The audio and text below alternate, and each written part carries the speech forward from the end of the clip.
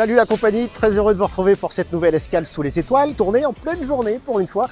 Avec toute l'équipe, on vous emmène en banlieue parisienne, à Montrouge. C'est là que se déroule un super festival, le festival Explore Espace.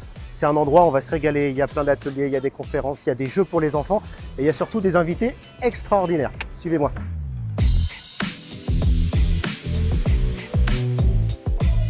Ce beau rendez-vous, on le doit à l'AFA, l'Association française d'astronomie. Avant qu'on déambule dans le salon et qu'on aille voir tous les intervenants, j'avais envie de vous présenter Émilie Martin. C'est l'organisatrice de ce beau festival. Elle est journaliste scientifique et chef de rubrique au magazine Ciel et Espace. Salut Émilie. Salut, bienvenue. Merci de nous recevoir. Avec plaisir. Quel bel endroit. J'ai l'impression que c'est un peu the place to be quand on aime l'astronomie. Ouais, exactement. Et quand on aime l'astronomie ou même quand on est juste curieux. L'idée d'Explore Espace, en fait, c'est d'apporter un peu la connaissance scientifique en astro et en spatial sur un plateau, même à ceux qui sont juste curieux. Pas besoin d'être déjà passionné. Et sur un grand plateau, parce que c'est vraiment très grand, au Beffroi de Montrouge. Émilie, c'est la 3e édition. Ouais. Les 2 premières étaient juste fantastiques. Vous avez eu des invités de renom. Tu peux dire un petit peu qui est déjà venu Bien ici sûr. Donc la première année, en 2021, c'était effectivement notre première édition. Et on a eu l'immense honneur de recevoir Charlie Duke, qui a marché sur la Lune. C'est l'un des 12 marcheurs lunaires pendant la mission Apollo 16. Il y avait plein de jeunes, c'était plein à craquer. J'ai même dû, tu vois, j'ai dû refuser du monde. Et devant moi, il y avait des jeunes qui voulaient rentrer, qui avaient les larmes aux yeux, 2 jeunes de 16 ans. Pas le voir en fait. Voilà, donc c'était trop cool. Et la 2e année, on a eu Jerry Griffin, qui était contrôleur de vol sur les missions Apollo. Luca Parmitano, astronaute de l'Agence spatiale européenne. Et Claude Nicolier, astronaute de l'Agence spatiale européenne aussi. Il y a 2 astronautes qui viennent là cette année, en 2025. Ils sont au nombre de 2. Oui. 2 pour le prix d'un. 2 pour le prix d'un, 2 héros de l'espace, on est super contents. Jean-François Clairvoy, Philippe Perrin, eux, ils ont volé dans la navette spatiale. Ils vont nous raconter en fait qu'est-ce que ça fait, qu'est-ce que ça faisait de voler dans ce vaisseau un peu particulier, dangereux on peut le dire. Ouais. Et voilà, ils vont nous raconter leurs expériences. Et qui ne volent plus aujourd'hui malheureusement, c'est un vrai petit bijou. Émilie, on peut venir ici avec les enfants, c'est vraiment l'endroit pour s'amuser avec les petits, c'est très pédagogique. Explique-moi un petit peu tout ce qu'on peut faire ici avec les enfants. Exactement, c'est vraiment le but. En fait, ici dans cette salle, la salle Ginou, donc qui est la salle principale du Beffroi de Montrouge, en fait, on propose une 40aine d'expériences. Et l'idée, c'est vraiment de toucher du doigt le ciel et l'espace, de jouer en fait avec la thématique. On peut piloter un rover lunaire, on peut créer soi-même une aurore boréale, on peut toucher des météorites, on peut faire un trek dans le système solaire. On peut enfiler un scaphandre, j'ai cru voir, non? On peut enfiler un scaphandre, alors on a... Est-ce que je passe dedans? On a, en fait, ouais, il est plus petit que toi, je pense, le scaphandre, tu passeras pas dedans. Mais par contre, tu peux aussi faire au 2e étage une expérience où tu enfiles un scaphandre, alors pas totalement, fidèle, mais quand même très cool. Okay. Et tu joues dans une petite scénette de film. Sympa. Et t'es dans un décor de navette spatiale. Bon, on va aller essayer ça. On va te libérer, je sais que tu as une journée très chargée. Merci d'avoir pris le temps. On te dit à bientôt. Merci à vous. Et merci de nous recevoir. Bon festival. Allez, nous maintenant, on va partir à la rencontre de quelqu'un qui s'est envolé 3 fois dans l'espace. Un personnage hors du commun, c'est Jean-François Clairvoy.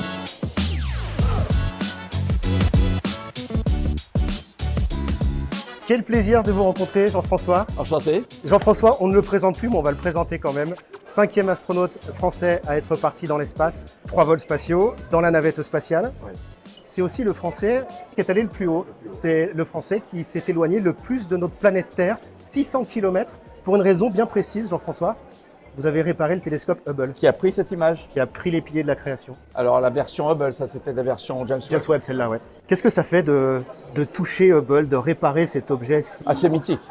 C'était, quand on est nommé à cette mission, on se sent très privilégié et chanceux parce que c'était la mission reine pour les astronautes. Il y a à la fois du rendez-vous spatial, de la robotique compliquée, des sorties dans l'espace en scaphandre. On a le sens de servir la science avec un grand S là. Surtout le jour de Noël, quand je le largue dans le vide. C'était le jour de Noël? Oui, que je l'ai relâché. Okay. Et il était mort avant. Hein. Il tournait sur lui-même, incapable de pointer des étoiles. Qu'on se rende bien compte, ça ressemble à quoi Hubble quand on l'approche?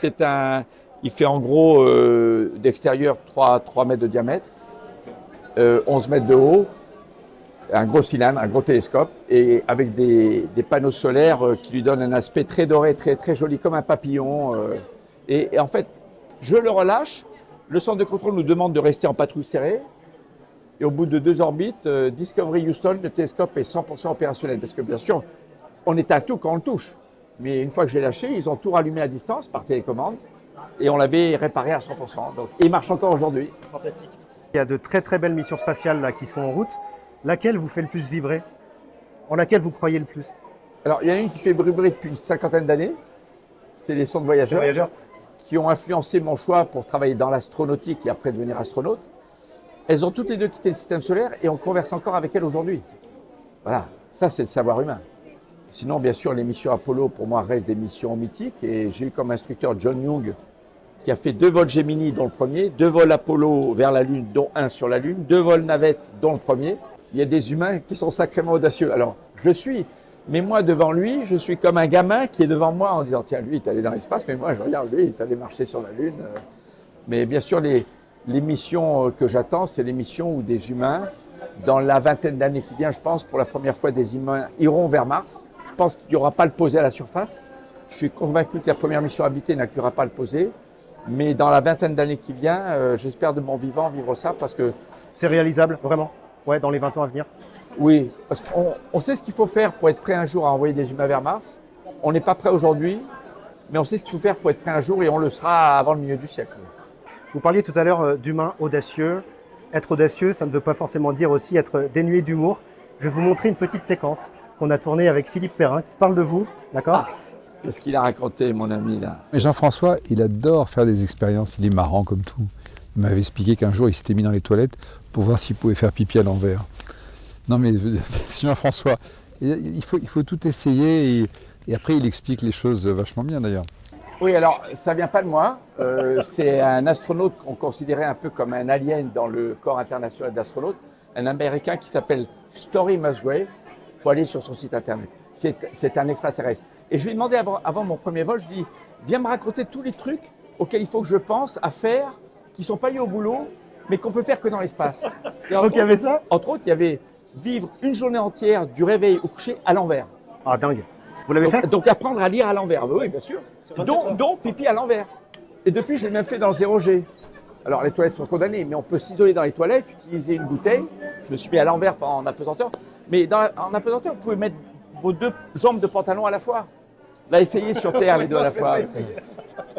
Les vols 0G, on va en parler. Grâce à vous, on peut se prendre un petit peu pour un astronaute. Vous organisez depuis Toulouse, je crois, des vols paraboliques. Bordeaux. Alors, Bordeaux. On a créé ça à Bretigny-sur-Orge sur une caravelle. Avec Jean-Pierre Aigneret, on a créé les premiers vols paraboliques que j'ai baptisés 0G à l'époque. C'est devenu le terme générique maintenant, les vols 0G. À Bretigny, maintenant, après c'était Bordeaux avec un A300, maintenant un A310. C'est un laboratoire de recherche.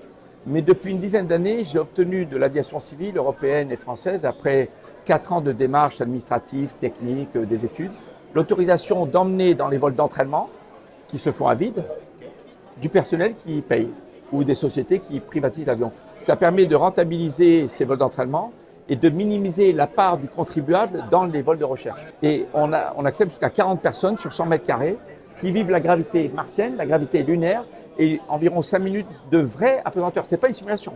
On met littéralement l'avion sur un arc orbital et tous les bénéfices, à peu près un tiers du billet des vols que j'ai baptisés R0G, comme Air France, et non, c'est une marque, hein, comme une compagnie de transport aérien, eh bien, à peu près un tiers du billet, ça représente de l'ordre de 80 000 € pour un vol entier, sont reversés à l'Agence spatiale européenne, l'Agence spatiale française, pour contribuer à financer plus de vols de recherche. Et combien ça coûte pour un billet? C'est 7 500 € TTC pour un Français. Ça doit être 6 200 pour un Suisse, enfin ceux qui ne paient pas la TVA. Et les gens sont contents parce qu'ils ont compris à quoi ça sert. Ils sont contents parce qu'ils ont vraiment vécu quelque chose d'extraordinaire au-delà de ce à quoi ils s'attendaient. Et ils sont contents de savoir que leur billet sert à financer la recherche publique. Un dernier mot, parce que le temps nous est compté, sur ce que vous avez au poignet, Jean-François, parce que je sais que vous avez une petite histoire avec Omega. Vous pouvez me la raconter? C'est simple, dans l'espace, j'étais frustré de ne pas avoir des fonctions que j'aurais aimé avoir à mon poignet. Donc, lors de missions que j'avais en Russie, où je m'ennuyais le soir à l'hôtel, j'ai écrit un petit fascicule, la montre idéale pour le vol spatial. Et l'Agence spatiale européenne l'a protégée par un brevet, et après m'a dit, va trouver quelqu'un pour la faire. J'ai vu beaucoup d'horlogers, et puis Omega m'a rappelé en disant, écoutez, monsieur Cavois, on aimerait faire votre montre. Donc, ils ont signé un accord de licence avec l'Agence spatiale européenne, et ils ont fait ce qui s'appelle la Spin Master Skywalker X33. Ils m'ont donné le choix du nom, et c'est un nom qui appartient à Omega. Et c'est la montre des astronautes dans l'ISS aujourd'hui. Jean-François, quelle est votre cible préférée dans le ciel? Nous, on adore faire des photos avec toute l'équipe, on prend le télescope, on part en pleine nature, on allume le feu. La prochaine cible, ce sera la vôtre? Alors, depuis que je suis gamin, j'avais 8 ans, mon parrain m'a offert une lunette de 30 mm. J'ai regardé Saturne, je ne voyais pas les séparations. Après la réparation du télescope Hubble, j'étais obsédé, il fallait que j'ai mon télescope. que j'ai acheté, que j'ai pas ouvert pendant 10 ans, et là maintenant chaque année je le ressors et je regarde Pour voir les anneaux de anneaux de Saturne. Saturne. Mais oui. Merci beaucoup Jean-François, à très bientôt. Merci. Et bien après avoir eu la tête dans les étoiles pendant quelques minutes avec un astronaute, retour sur Terre, je suis très heureux de vous présenter Yaël Nazé. Bonjour Yaël. Bonjour. Vous êtes astrophysicienne belge spécialisée dans les étoiles massives. Oui. Et vous venez de donner une super conférence sur l'astronomie au féminin. Vous avez écrit un livre du même nom, je crois d'ailleurs, chez CNRS Éditions. Parce que c'est vrai, on ne parle pas assez des découvertes faites par des femmes, et pourtant.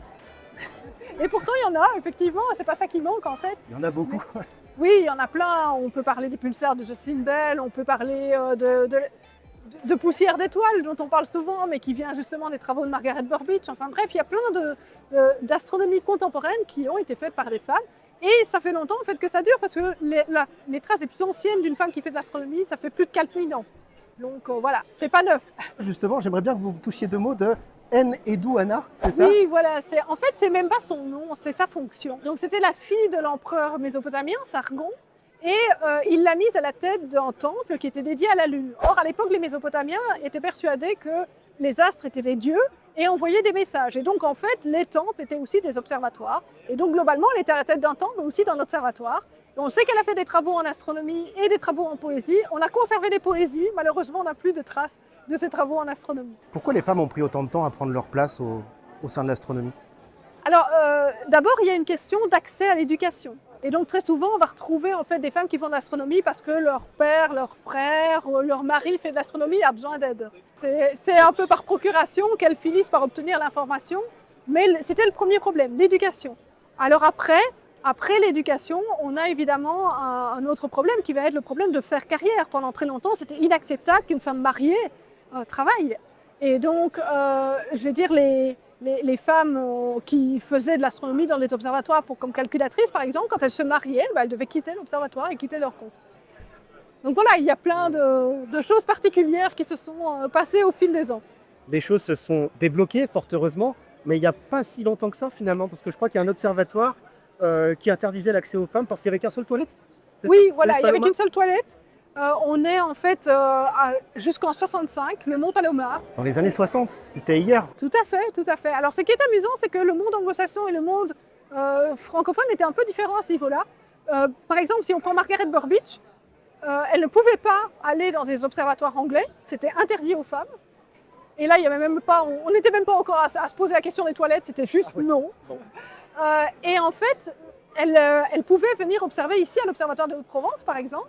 Mais là, les Anglais disaient « Ah mais non, on ne va pas te payer des observations en France alors qu'on a des télescopes. » Donc c'était un peu kafkaïen, quoi, mais donc ça a été très longtemps. Mais c'est vrai que régionalement, c'est assez différent.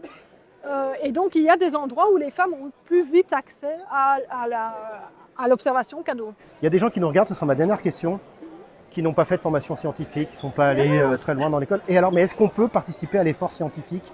Est-ce qu'on peut vous aider? Tout à fait. Et comment? Alors déjà, vous pouvez vous-même participer à des conférences, à aller dans les clubs astro, à faire plein de choses.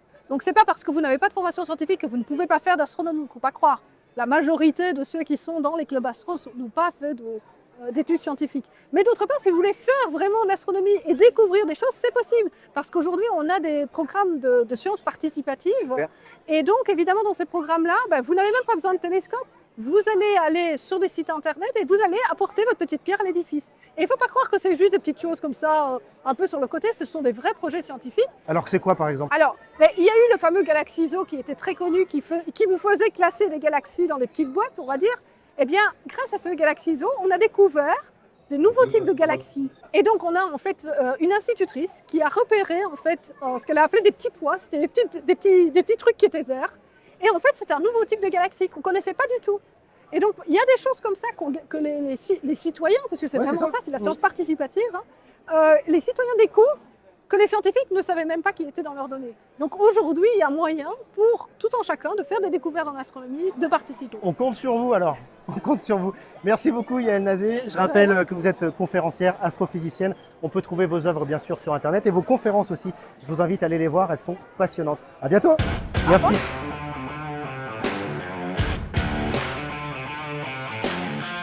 Un truc qui est trop cool au festival Explore Espace, c'est les stands. Il y en a partout et il y en a un qui a attiré mon attention. C'est un stand où on peut acheter des météorites. C'est Alexandre qui les vend. Salut Alex. Bonjour, comment vas-tu? Ça va très bien, merci. Surtout quand je vois toutes ces belles choses, on peut acheter des météorites. Oui, effectivement, il y a suffisamment de météorites sur Terre pour pouvoir commencer à les rediffuser au grand public. Donc on a aussi bien de la météorite d'Argentine qui a été découvert et classé en 1576. Dingue. Donc assez dingue, ferreux, très solide, qu'on arrive d'ailleurs à retravailler en bijoux, qu'on met sur des bagues, sur des colliers, sur des porte-clés, dans des cadres avec les photos, pour que les gens se l'approprient. Ça a plusieurs milliards d'années ce que je tiens dans les mains là. Exactement, ouais. Et ça a traversé le cosmos, l'univers. Et elle est là aujourd'hui. Une partie des galaxies. Qu'est-ce qui prouve l'authenticité d'une pierre pareille? Alors, tout simplement, l'endroit où on l'achète, la bourse internationale aux météorites, où c'est une bourse d'échange, où tous les plus grands chasseurs de météorites de la planète se regroupent, et tous les acheteurs officiels de musées, de laboratoires, de clubs d'astronomie se retrouvent pour être entre l'échange, l'achat et le partage. Pour, au final, ça se retrouve sur les salons grand public de l'espace et les musées. Question toute bête, mais comment on fait pour trouver une météorite?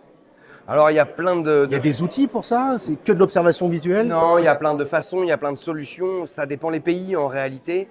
Pour la France et pour l'Occident, plus ça va, plus c'est facile. Il y a des satellites qui les repèrent bien souvent avant que ça tombe. Des battues sont organisées. Des battues, ouais. Des fois des battues privées, des fois des battues officielles. En France, on a un organisme qui s'appelle Vigiciel qui organise des battues pour les musées, pour l'État, pour la France. Tu y as participé toi? Alors, T'en as fait? j'y ai participé officieusement, mais pas avec Vigiciel. Mais par contre, on est inscrit à Vigiciel pour commencer dans le futur à faire des battues avec eux. Quelle est la plus belle de tes pièces là? La plus belle de nos pièces, c'est celle-ci. C'est une palacite Serico.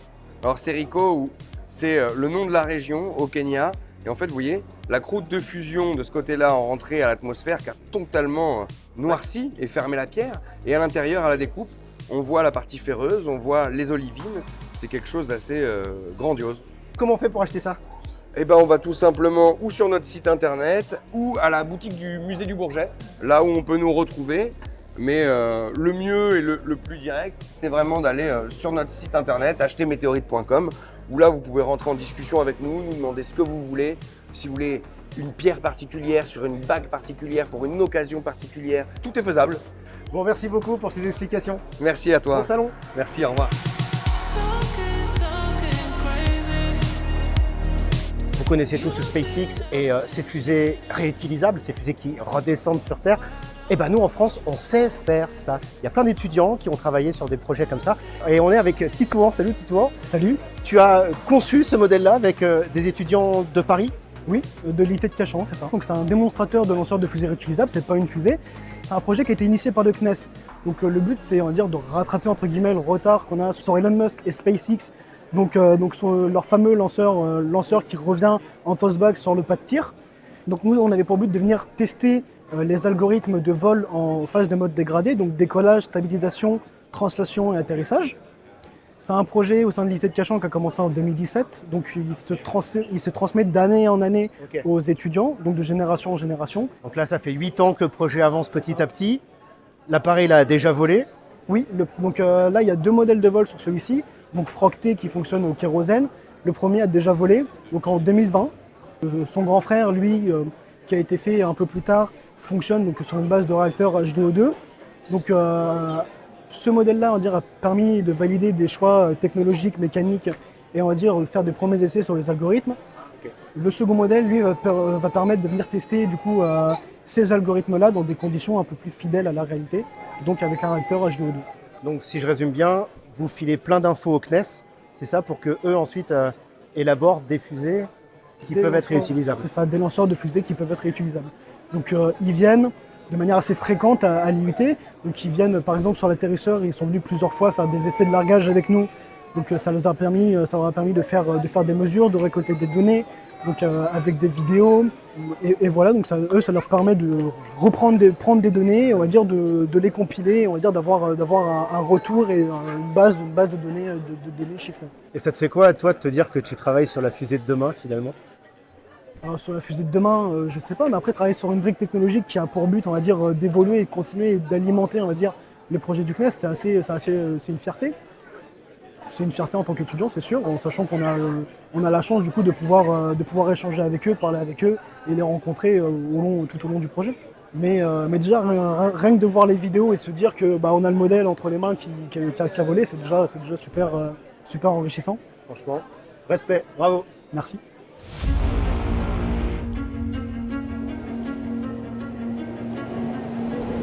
Bon, c'est la planète qui attire toutes les convoitises, la planète Mars. La NASA y promène son rover Perseverance, la Chine espère y envoyer quelques astronautes très bientôt, et Elon Musk carrément y construire une base martienne.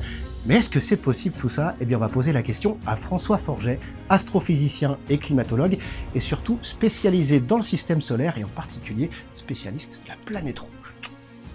Bonjour François, bonjour. Ravi de vous rencontrer. Je le disais à l'instant, vous êtes un des grands spécialistes du système solaire et de Mars. J'ai posé la question à nos abonnés, est-ce qu'on ira un jour vivre sur Mars? Alors ça dépend ce qu'on appelle vivre sur Mars. Il y a plusieurs niveaux. Il y a le fait d'envoyer une expédition un peu comme Apollo, c'est quand même vivre. Il faut se rappeler quand même que les missions Apollo 15, 16, 17 sont restées 3 jours sur Mars. Ils ont campé sur Mars, on va dire. Sur la Lune? Sur la Lune. Qu'est-ce que je raconte? Sur la Lune. Donc, mais on fera probablement des expéditions. C'est dans les cartons, c'est dans les objectifs des agences spatiales comme la NASA et l'ESA. Donc d'un jour d'envoyer des astronautes autour de Mars, puis sur Mars pour quelques mois. Après, quelqu'un comme Elon Musk rêve de coloniser Mars. Donc là, il s'agit de s'y installer, de vivre dans des habitats pressurisés. Quand on sortira, ce sera en scaphandre. Et puis d'apporter le matériel. Enfin, c'est son projet. C'est très ambitieux, un peu fou. Mais voilà, quelque chose dont il rêve parce que son idée, c'est qu'il faut que l'homme devienne une espèce multiplanète pour que s'il y a une catastrophe sur Terre, il y aura une autre planète où il y aura des humains, comme Mars. Bon, je ne pense pas que ce soit urgent de faire ça, mais c'est sa vision. Et puis un dernier aspect de cette histoire, c'est de carrément transformer Mars pour la rendre plus habitable pour les humains, pour y mettre de la vie, et donc modifier son environnement, ce qu'on appelle terraformer Mars. Terraformer Mars. Et comment on fait pour terraformer Mars? C'est une grande question. C'est quelque chose qui est souvent discuté. On trouve beaucoup d'informations là-dessus sur le web, souvent un peu faux, pour être honnête. Ouais. Il y a eu quelques travaux sérieux. Et la grande idée historique, c'était de dire que il faut augmenter la pression à la surface. Alors, qu'est-ce que ça veut dire? En fait, sur Mars, actuellement, Mars, c'est une petite planète, un peu plus petite que la Terre, mais qui ressemble beaucoup. Hein. La durée du jour, c'est 24 heures 40 minutes. Vous dites que c'est sa petite sœur même, hein? Ouais, c'est une petite sœur. Par exemple, il y a plein de coïncidences. Donc, j'ai dit la durée du jour, 24 heures 40 minutes. La surface de Mars, c'est beaucoup plus petit que la Terre, mais en gros, c'est l'équivalent, c'est presque égal à la surface des continents sur la Terre. Okay. Donc, il y a de quoi faire quand même. Donc, par bien des aspects, ça ressemble à la Terre. Bon, on est plus éloigné du soleil, il fait plus froid. Alors, la journée, la plupart des endroits, la surface monte jusqu'à plus 10, plus 20 degrés. Mais bon, la nuit suivante, c'est un climat hyper désertique, continental, il fait moins 80 par exemple. Néanmoins, ça ressemble à la Terre. La grande différence, c'est que la pression est beaucoup plus faible. C'est une atmosphère de dioxyde de carbone, et donc la pression en gros est 100 fois plus faible que sur Terre. Alors ça pose plusieurs problèmes dans notre histoire. Le premier, c'est que pour s'y promener, il faut un scaphandre. On ne peut pas juste mettre un masque à oxygène, par exemple. Non, il faut un scaphandre comme sur la Lune, donc bon, c'est pas plus facile. Et puis, quand la pression est aussi basse, on peut montrer physiquement qu'on est tellement proche du point d'ébullition de l'eau, bref, que l'eau est instable. L'eau s'évapore, l'eau liquide, elle ne peut pas être là, elle s'accumule dans les régions polaires, là où il fait froid, il n'y a jamais d'eau liquide nulle part. Jamais d'eau liquide nulle part, donc c'est pas bon pour la vie, et puis c'est pas évident pour y faire pousser des carottes, quoi. Si on devait rêver un petit peu, vous avez budget illimité, François.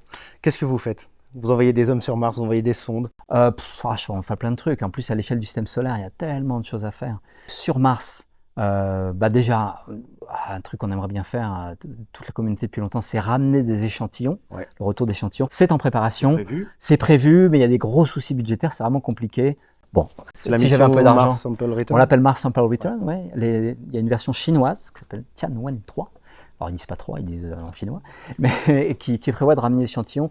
À titre personnel, et je ne parle pas là au nom de toute ma communauté parce qu'il y a un débat, moi je suis partisan de l'exploration humaine de Mars.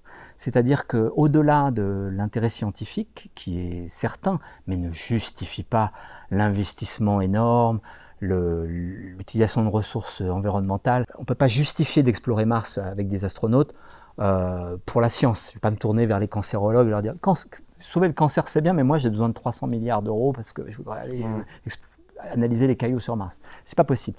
Mais par contre, je fais partie des gens, c'est pas la majorité, ou c'est peut-être la majorité, enfin, qui sont prêts à mettre une petite fraction de leurs impôts pour que on ait ce projet-là, au nom de l'humanité idéalement, que voilà, des astronautes, des ambassadeurs vivent cette aventure. Et je peux prendre un angle un peu naïf, un peu ado, un peu enfantin, de dire qu'est-ce qu'on peut faire de mieux. On a conquis l'Everest sans oxygène, on est descendu à ski, c'est récent, sans oxygène, on a fait des trucs incroyables. C'est le propre de l'homme finalement. Oui, de mais il faut prendre du recul là-dessus, il faut analyser pourquoi ce désir profond. De même que certains d'entre nous l'art, la musique, la littérature va les pénétrer et les motiver et leur donner un sens à leur vie, c'est un peu idiot. Explorer Mars.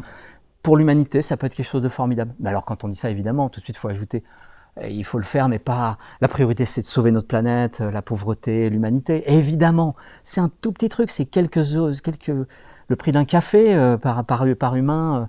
Voilà, c'est quelques films d'Hollywood qu'on peut faire. C'est un budget qui reste limité. Merci beaucoup, François. Si le sujet vous intéresse, je vous conseille un très bon livre, La planète Mars, histoire d'un autre monde, aux éditions Belin. Je crois que c'est un livre que vous avez coécrit. Oui, je l'ai écrit et c'était il y a quelques années. Mais je dois dire, il n'est pas si obsolète que ça. Un petit peu quand même. Bon, allez, jetez un petit coup d'œil. Merci beaucoup, François, au plaisir. Merci.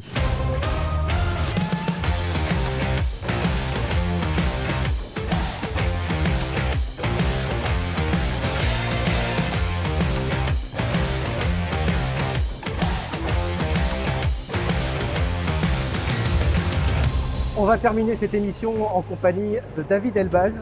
Bonjour. Bonjour. David, astrophysicien, directeur de recherche au CEA, oui. Conférencier, scientifique, et vous donnez aussi quelques spectacles. Oui, tout à fait. J'ai découvert ça. Oui, un seul en scène, au Théâtre de la Gaîté Montparnasse, les lundis à 20h30. En fait, c'est une autre façon de toucher un public plus large. L'idée, c'est vraiment d'essayer d'apporter la passion de l'univers, de la beauté de l'univers, de nos origines, à des gens qui n'ont pas du tout l'habitude d'entendre parler du ciel. Et donc l'idée, c'est d'avoir un peu de musique, de plonger en immersion avec un système 3D, avec un graphique. Et parce qu'aujourd'hui, j'ai l'impression que plus que jamais, la science est menacée par la malinformation, la désinformation, etc. Et donc je pense que le scientifique, il doit descendre dans la rue. Donc c'est ça l'idée. Ça marche bien? Ça marche très bien, on est content. D'ailleurs, au début, on a joué une première fois.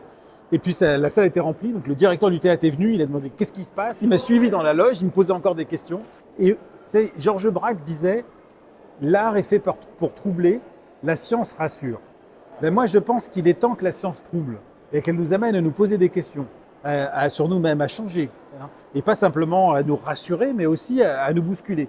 Et ça c'est fondamental parce qu'aujourd'hui, pour moi, la principale menace, c'est pas finalement les erreurs, etc. C'est la certitude. La certitude complotiste. Aujourd'hui, on a plus de platistes qu'on n'a jamais eu avant. Et donc, en fait, l'opposé de la connaissance, c'est pas l'ignorance, c'est la certitude. Et donc, nous, ce qu'on essaie de développer, c'est de montrer, en descendant dans la rue, nous, les chercheurs, c'est que le fait de ne pas savoir, le fait de poser des questions, c'est plus important que les réponses. Comment vous réagissez par rapport à tous les platistes, les conspirationnistes dont vous parliez tout à l'heure? Vous leur répondez? Vous leur expliquez les choses encore? Non.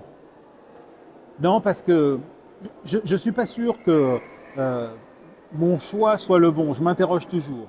Je pense qu'il y a la catégorie des gens qui sont certains. J'ai fini par comprendre qu'ils vivaient dans une réalité parallèle.